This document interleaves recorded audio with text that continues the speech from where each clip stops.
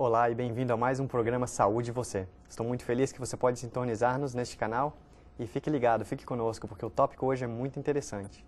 Vamos falar sobre os 12 passos para a recuperação emocional e espiritual. Esses passos foram criados pelos alcoólicos anônimos para a recuperação do alcoolismo, mas podem ser usados por qualquer pessoa em qualquer situação. Esses passos vão lhe ajudar a resolver ou se libertar de problemas como a dependência química, codependência afetiva, os transtornos sexuais, a obesidade, o tabagismo e até outros problemas. São passos interessantes e, como eu disse, podem ser usados por qualquer pessoa em qualquer situação. Pessoas com cultura, sem cultura, ricas, pobres. E para falar sobre esses 12 passos, temos um guia, um instrutor especial. O nome dele é Dr. Vasconcelos, César Vasconcelos. Tudo bom, doutor? Tudo bem, Arlen. Tudo bem, graças a Deus. Que bom, doutor. Que bom que o senhor pode estar aqui conosco hoje. Muito obrigado. Doutor, fala um pouquinho sobre o senhor, para que possamos conhecer o senhor um pouco melhor. Eu sou médico, psiquiatra e sou membro da Associação Brasileira de Psiquiatria. Trabalhei vários anos para o Hospital Adventista Silvestre, no Rio de Janeiro, como psiquiatra do staff do hospital, e também para o CAVES, o Centro Adventista de Vida Saudável, em Nova Friburgo, que pertence ao Hospital Silvestre. E interrompi o trabalho lá para vir fazer um curso, um treinamento, um curso de obra médica missionária evangelística no Iowa, na Geórgia, onde tem um centro de vida saudável, um hospital e tem uma escola de treinamento em obra médica missionária, onde estou no momento lá.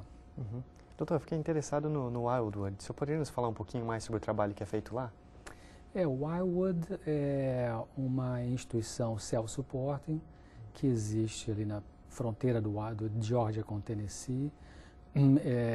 Ela funciona desde 1942, um pequeno hospital, um centro de vida saudável e que trata com tratamentos naturais, e também tem uma escola de treinamento de jovens e pessoas que querem trabalhar para Deus como missionários médicos, obreiros médicos missionários.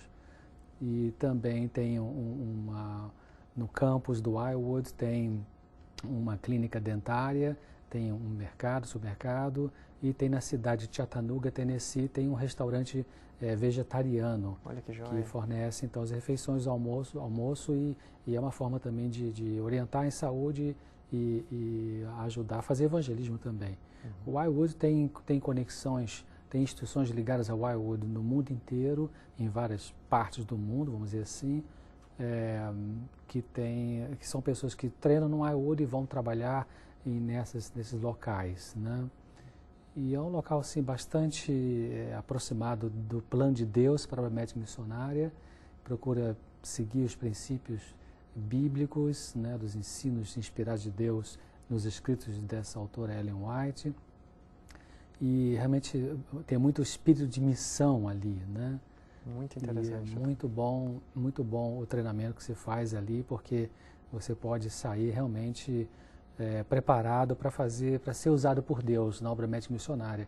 E eu gostaria de, se me permitir mais um minutinho, às vezes as pessoas têm noção, isso mais especificamente as pessoas que são membros da Igreja Adventista, que têm assim, essa formação de obra médica missionária, né, já que a Igreja Adventista do Sétimo Dia tem hospitais, clínicas no mundo inteiro, né, orfanatos, e trabalha muito com saúde, orienta as pessoas em relação à saúde. Então, às vezes, se pensa que obra médica missionária, para ser um obreiro médico missionário, você tem que estudar medicina e fazer enfermagem e fisioterapia, e aí você se forma e vai servir num país estrangeiro, né, como profissional de saúde. Não é esse o conceito. Obreiro médico missionário você se forma em coisas básicas, que é o que o Wildwood ensina, como fazer uma massagem, noções de anatomia, fisiologia, coisas bem práticas, bem concentradas, não precisa gastar um tempo longo para aprender, e Deus pode usar você em várias funções diferentes, princípio de fisioterapia, princípio de hidroterapia, os tratamentos simples e naturais que podem realmente ajudar as pessoas, né? Então, ao você formar-se lá no Wildwood tem um curso, chama-se Health Evangelism, né? E tem um curso básico de 6 meses e tem um curso avançado com mais 6 meses, né? E agora está sendo preparado um curso, chama-se o Colégio de Obreiros Médicos, né? que é uma ideia de fazer um curso um pouco mais profundo para formar os obreiros médicos missionários, que realmente vai ajudar a completar a obra de Deus nessa terra, não só para aliviar os sofrimentos físicos e emocionais, mas para encaminhar as pessoas para o grande médico que é Jesus. É Jesus. Muito interessante, doutor. Fico muito feliz de eu estar fazendo parte desse trabalho. Muito legal. Ou seja, nessa escola eles educam pessoas, não só doutores, mas pessoas comuns também, para serem missionários médicos. Exatamente. Não somente em outros países, mas também na sua área local, na área onde você vive. Exatamente. Muito legal, doutor.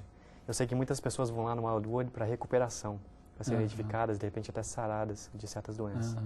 Mas já que estamos falando de recuperação, que tal se a gente começasse no primeiro passo da recuperação?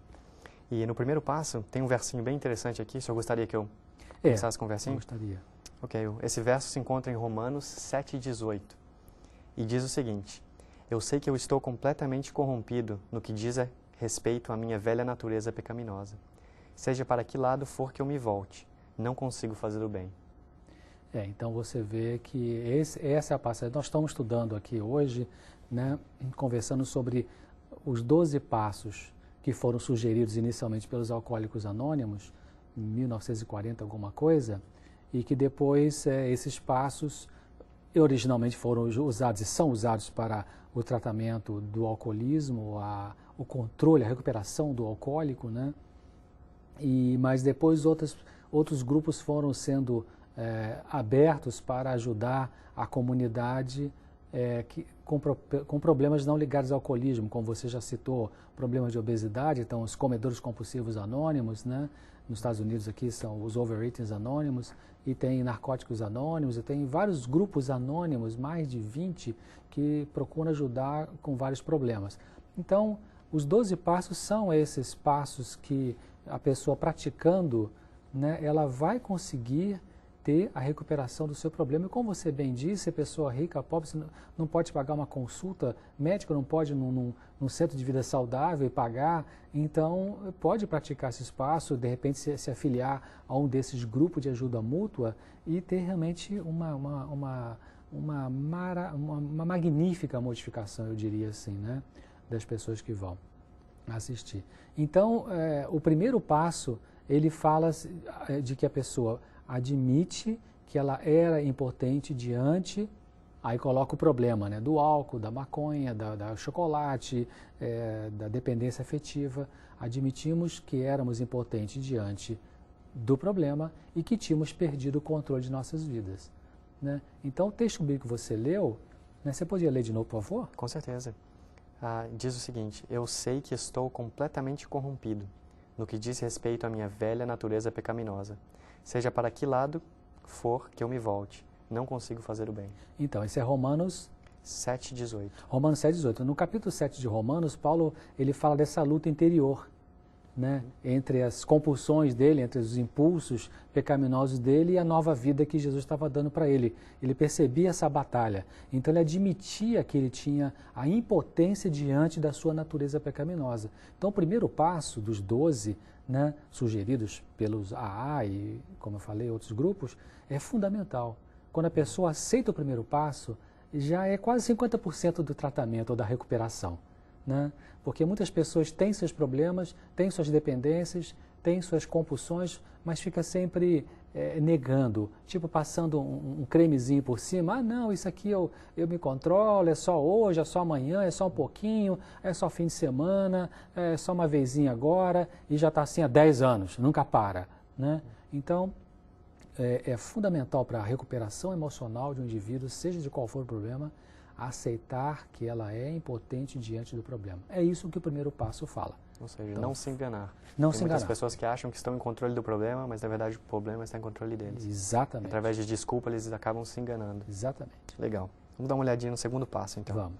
O segundo passo tem também um versinho bíblico que se encontra em Filipenses 2,13. Talvez fosse bom você ler primeiro o passo, por favor. passo. Boa. Isso. Vamos se lembrar. O segundo passo diz o seguinte: viemos acreditar que um poder superior a nós mesmos, poderia nos devolver a sanidade. Isso. Certo? E o versinho que vai junto com esse passo é Filipenses 2,13, que diz o seguinte: porque Deus está operando em vocês, ajudando-os a desejar obedecer-lhe, e depois os ajudando a fazer aquilo que Ele quer. Isso. você está lendo a Bíblia na linguagem de hoje, né? Então é um texto bem moderno. Então veja bem, o segundo passo. Viemos acreditar que um poder superior a nós mesmos poderia nos devolver a sanidade. Ou seja, você já passou pelo primeiro passo, que realmente eu admito que eu tenho um problema. Nossa, eu não consigo controlar. Já tem 5 anos que eu estou com esse problema, ou 8, ou 3 meses, não consigo.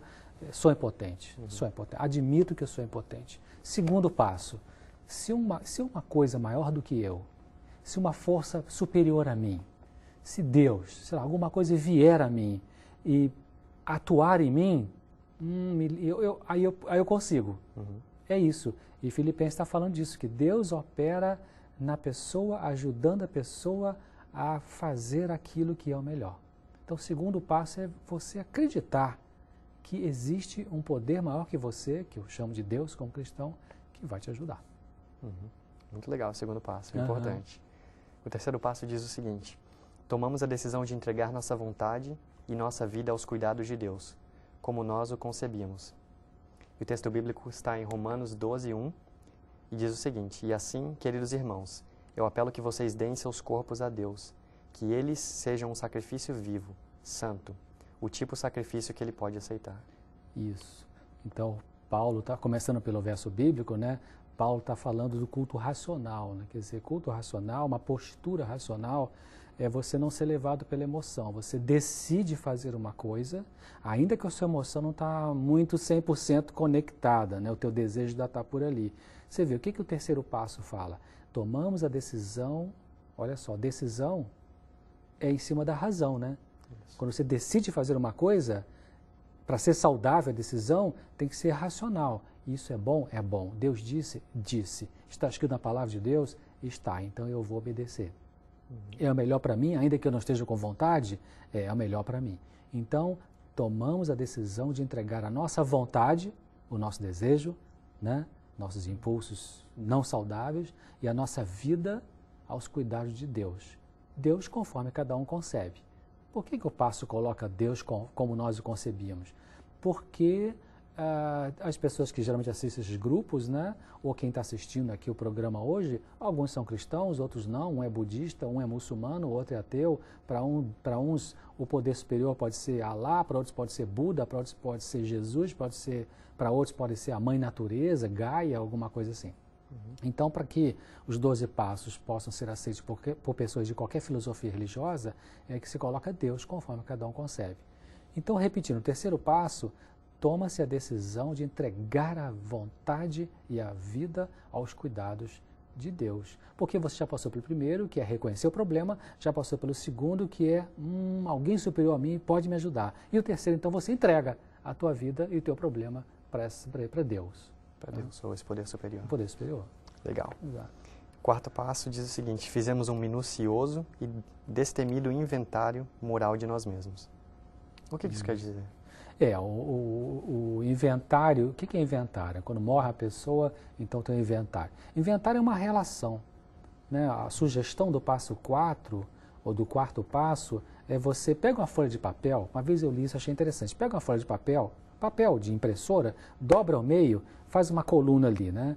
Na parte da esquerda você bota boas qualidades que eu tenho, na parte da direita você bota qualidades ruins que eu tenho. Mas tente colocar, vamos supor, 5, 15, 20... Mas tente colocar as duas. Tem gente que tem baixa autoestima e coloca 20 coisas negativas e bota 2 positivas, né? Tente encontrar. Então, isso é um inventário. Você faz você escreve. É importante escrever. Quando a gente escreve, a gente pensa. Quando a gente pensa, a gente reflete. Quando a gente reflete, a gente pode compreender melhor as coisas, né? Então, você faz um relatório de você, quais são as coisas boas que você fez, as coisas boas que você não está fazendo, quais são as coisas que você acha que precisa mudar na sua vida, né, em relação a essa compulsão que você tem, né, você mente para os outros ou não mente. E relatório, isso é uma descrição, é uma autoanálise que você coloca no papel, né?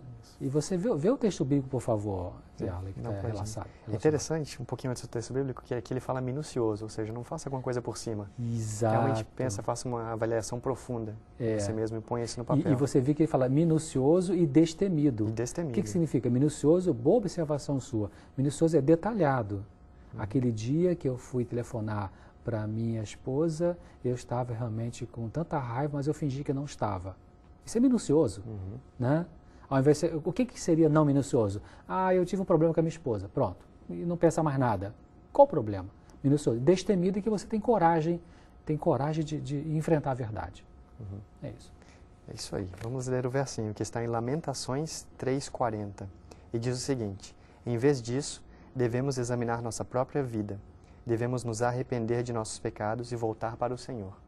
Exatamente. Então, isso é que pode ser, pode acontecer quando você faz o inventário do quarto passo, então você está examinando a sua própria vida. A função do quarto passo é você fazer um autoexame. Porque no autoexame você vai compreender coisas que, opa, não está muito legal comigo, eu preciso de ajuda para resolver isso. Okay? Verdade.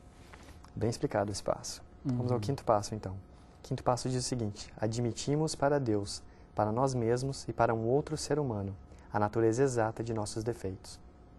E o versinho está em Tiago 5,16, que diz o seguinte: confessem suas faltas uns aos outros e orem uns pelos outros, a fim de que vocês possam ser curados. Interessante, né? Então ele conecta a oração, começando pelo verso bíblico, a oração com a cura. Ore para ter a cura, né? Então o quinto passo ele fala, interessante, o quinto passo é muito, eu diria que é um passo assim bem suave, é um passo bastante, ai, nossa, não é tão pesado. Por quê? Porque ele está sugerindo que você apenas admita para 3 pessoas, admita seu problema para 3 pessoas, para Deus, para você mesmo e para um outro ser humano, de carne e osso igual a você. Porque o que você vai admitir para essas pessoas? Você vai admitir seus defeitos. Então você vai escolher uma pessoa, nos grupos de ajuda mútua eles chamam de apadrinhamento, né? Você escolhe um padrinho. Padrinho é alguém que tem alguma experiência no grupo, alguém que você se simpatizou e que já é membro daquele grupo, e você pede a pessoa para ela ser seu padrinho ou sua madrinha. Então, quando você estiver numa hora de aflição na sua casa, no trabalho, você liga para a pessoa: puxa, me ajuda, eu estou com esse problema. Então, essa pessoa serve como uma espécie de um conselheiro, né? Na verdade, não é um conselheiro, mas atua como um apoio para você. Então, o quinto passo diz: você admite para Deus, para essa pessoa que você confia e para você mesmo, né, a natureza exata dos seus defeitos. Então você vai abrir o coração. Você senta com a pessoa: olha, realmente eu estou com um problema, sabe? E explica o que é. E fala para Deus também, abre o coração para Deus. A oração que funciona é a oração honesta e sincera. Não é aquela oração genérica: ah, Deus, eu tenho um monte de pecado, por favor, me perdoe em nome de Jesus, amém. Que monte de pecado é esse? Especifica. Ah, mas Deus já sabe, para que eu vou especificar? Deus sabe, mas você que precisa falar para Deus, não é Deus que precisa ouvir você falar, né? Porque quando você fala para Deus especificando, você está pensando no que você está fazendo. E se você pensa melhor no que você está fazendo, é provável que você tenha mais condição de parar de fazer aquilo que não é bom. É verdade. Então, o quinto passo é isso: admitir o problema, Deus, você e outra pessoa. O sexto passo diz o seguinte: ficamos inteiramente prontos para que Deus removesse todos esses defeitos de caráter. Isso. E o versinho se encontra em Tiago 4:10. E então, quando vocês sentirem a sua indignidade diante do Senhor, Ele levantará, animará e ajudará vocês. Promessa. Maravilha, né? Muito maravilha. Então, o sexto passo: ficamos inteiramente prontos para que Deus removesse todos esses defeitos de caráter. Quais defeitos de caráter? Aqueles que você fez, aqueles que estão relatados no quarto passo. Quando no quarto passo você fez o inventário, você colocou, lembra que eu falei 2 colunas? Coisas positivas e coisas negativas. Então, as negativas você admitiu: é verdade, eu tenho sim. Então, você entregou para Deus, né? Então, é isso, você fica pronto no sexto passo para que Deus remova. O que é ficar pronto? Inteiramente pronto é quando você, finalmente, você diz assim: Deus, tá bem, eu não quero mais isso. Não quero mais me enganar. Então você está pronto, por favor, me mude. Aí Deus vai fazer alguma coisa. Esse é o sexto passo. Esse é o sexto passo. Sétimo passo: humildemente pedimos a Ele para remover nossas imperfeições. O versinho está em 1 João 1,9 e diz: mas se confessarmos os nossos pecados a Ele, podemos confiar que Ele nos perdoa e nos purifica de todo o erro. Exatamente. Então você vê o sétimo passo: humildemente pedimos a Ele para remover nossas imperfeições. Eu já pensei muitas vezes, viu? Eu tenho estudado esses 12 passos já tem alguns anos que eu venho estudando, né? Como que os 12 passos, a filosofia dos 12 passos, a prática dos 12 passos podem ajudar nos vários transtornos emocionais. Né? Eu tenho me interessado muito sobre isso, tenho lido alguma literatura sobre isso e eu fico assim, realmente cada vez mais animado com essa abordagem, com esse approach, né? Então você vê, e algumas vezes eu fiquei pensando, por que eles dividiram o quinto, o sexto e o sétimo? Parece que o quinto, o sexto e o sétimo poderiam ser um só, porque fala dos problemas de você pedir ajuda a Deus. Por que não resumiu em um só? A sabedoria está aí, porque às vezes nós temos um problema e não estamos prontos para mudar. Então você apenas admite, que é o quinto. Eu realmente tenho um problema. Quem sabe ano que vem eu vou tentar pensar se eu resolvo ou não, ou semana que vem. Você admite que tem, já é uma vantagem, porque tem gente que não admite. Depois é o seguinte, o sexto, você pede a Deus para Ele te preparar, você ficar pronto, não, você fica pronto para que seja removido. Finalmente você chegou ao momento que quer que Deus tire. E o sétimo, então, você humildemente pede, Senhor, por favor, tira de mim isso, porque eu não consigo.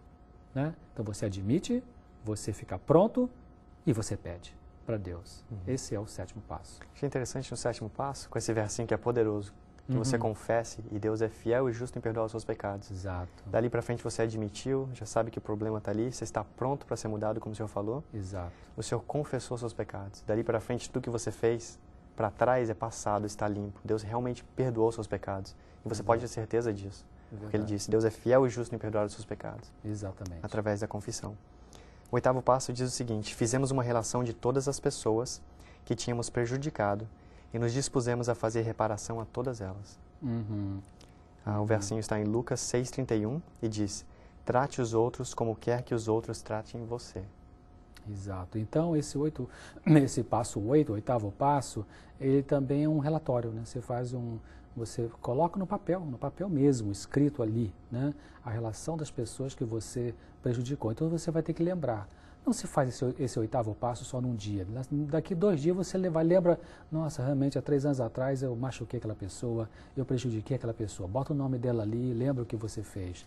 E assim por diante. Você vai fazendo 8 passos. Esses passos têm que ser feitos diariamente, várias vezes, e ao longo da vida para poder nos ajudar. Né? Então, o oitavo passo é isso. Você coloca o nome das pessoas que você machucou e você se dispõe a fazer reparações a essas pessoas. Só isso. O nome, o que você fez e eu quero consertar a coisa. Esse oitavo passo é muito importante também porque é um passo de conscientização. Isso. Você ali vê os efeitos do que esse ato mal, esse seu hábito mal tem causado a outras pessoas. E vendo esses efeitos, você talvez não queira mais fazer, porque realmente tem grandes danos a outros. Exatamente. Mas vamos direto ao 9º passo, que diz o seguinte, fizemos reparações diretas a essas pessoas sempre que possível, exceto quando fazê-lo viesse a prejudicar essas pessoas ou a outras pessoas. Isso. O versinho se encontra em Mateus 5, 23 e 24, e diz o seguinte, portanto, se você estiver diante do altar, no templo, oferecendo um sacrifício ou uma oferta a Deus, e de repente se lembrar de que um amigo tem alguma coisa contra você, deixe seu sacrifício ali, ao lado do altar. Vá e peça desculpas, faça as pazes com ele e depois volte e ofereça o seu sacrifício a Deus. Exatamente. Então a Bíblia é bem clara em relação ao 9º passo, né? Quer dizer, ela fala de fazer reparações diretas a essas pessoas que você relatou no passo anterior, que você colocou no papel, sempre que possível. Claro, por que sempre que possível? De repente a pessoa que você machucou já morreu, então não é possível, né? E também você não deve fazer, se você for fazer, vai prejudicar, né? Se você vai tentar fazer a reparação, isso vai trazer um transtorno para um monte de gente, então não faz, né? Já só faz com você e Deus. Então, fazer sem prejudicar as pessoas ao fazer esse 9º passo. Legal. 10º passo, continuamos fazendo um inventário pessoal e quando estávamos errados, nós o admitíamos prontamente. 1 Coríntios 10, 12 é o versinho. Portanto, tenham cuidado, se você está pensando, eu nunca faria uma coisa dessas, que isso lhe sirva de advertência, porque você também pode cair em pecado. Exato. Por isso que eu estava dizendo agora mesmo, né, de que os passos devem ser praticados diariamente, ao longo da vida. Por quê? Porque a nossa vida é muito dinâmica, né? Sempre tem coisa para a gente melhorar. Então, continuamos fazendo o inventário pessoal, que é o 10º passo, e quando estamos errados, nós admitimos prontamente. Você para, peraí, meu Deus, eu errei, né? Então preciso corrigir. Aí refaz alguns passos para poder corrigir aquele erro ali. E esse foi o 10º passo. Vamos ao 11º, que diz o seguinte: procuramos, através da prece e da meditação, melhorar nosso contato consciente com Deus, como nós o concebíamos, rogando apenas o conhecimento de sua vontade em relação a nós e a força para realizar essa vontade. Isso. E o verso bíblico? O verso bíblico se encontra em Colossenses 3,16 e diz: lembre-se do que Cristo ensinou e que as suas palavras enriqueçam a vida de vocês e os tornem sábios. Exatamente. Então, o 11º passo, eu gosto muito desse passo. Ele fala que procuramos através da prece e da meditação. Veja bem, ele coloca duas coisas. Uma coisa é a oração, que é prece, né? É uma comunicação com o ser superior, com Deus. E a meditação, você vai meditar também, parar e pensar um pouco, refletir nas coisas que Deus está te dizendo na palavra dele. Então, através da prece e da meditação, você tenta melhorar o seu contato consciente com Deus, né? O Deus conforme cada um concebe, pedindo a ele duas coisas: o conhecimento da vontade dele para você e a força para realizar essa vontade. Então, são dois ingredientes na oração que são fundamentais. Você pede: Deus, qual é a sua vontade? Aí ele diz: para de fazer isso. Então, Senhor, me dá a tua força, porque eu não tenho em mim mesmo. Esse é o 11º passo. Muito jóia. E o último passo, que é o 12º, tendo tido um despertar espiritual por meio destes passos, procuramos levar essa mensagem a outras pessoas e praticar esses princípios em todas as nossas atividades. Isso. O versinho se encontra em Gálatas 6:1 e diz: queridos irmãos, se algum cristão foi vencido por algum pecado, vocês que são de Deus devem ajudá-lo, com mansidão e humildade, a voltar ao caminho certo, lembrando-se que, da próxima vez, poderá ser um de vocês a cair no erro. Exato. Então, o 12º passo, eu diria assim, é o passo do evangelismo, né? Em que sentido? Já que, através dos outros passos, a prática dele constante, você teve um despertar espiritual, você conseguiu a vitória sobre a maconha, a cocaína, o chocolate, a obesidade, por causa da prática, então você vai testemunhar, vai dizer para as pessoas: olha, eu consegui isso aqui, Deus me ajudou. Você não quer ser ajudado? É isso. Nossa, doutor, muito legal esses dois passos. Infelizmente, o nosso tempo já se acabou, mas obrigado por essas informações. De nada, obrigado por estar aqui também. Espero que você tenha desfrutado dessas informações também e nos vemos no próximo programa. Até mais!